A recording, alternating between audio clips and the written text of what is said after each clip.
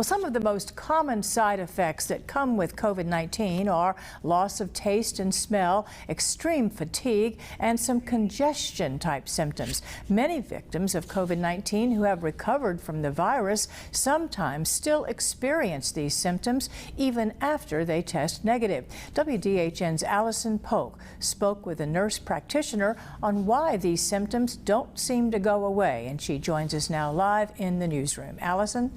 Yes, Amanda, I spoke with Dell Medical Center about the lingering symptoms of COVID-19, and they said that these side effects just come with the virus and there is no exact timeline on when they will fade. In most health matters, once you recover from an illness, there's no lingering symptoms. But this cannot be said for COVID-19. Many who recover continue to display its effects, and in some cases it takes months to get rid of shortness of breath, loss of taste or smell, or extreme fatigue. A local nurse practitioner says there's no way of knowing when these symptoms will fade. A lot of people initially have loss of taste and smell and congestive type symptoms. It just seems to be one of those things that fades, and once it fades, there's really no timeline in how it will come back. The majority of people that I see get it back in 4 to 6 weeks, but some have it for months.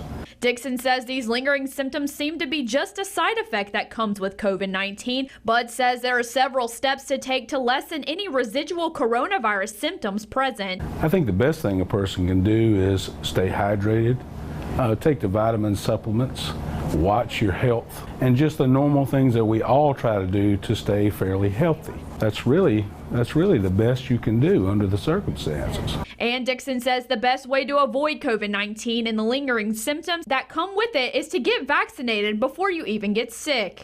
I think the initial thing to do is, if you don't have a vaccination, I would strongly suggest that you get one. And when you run into trouble, get into an office and address it early. The earlier, the better.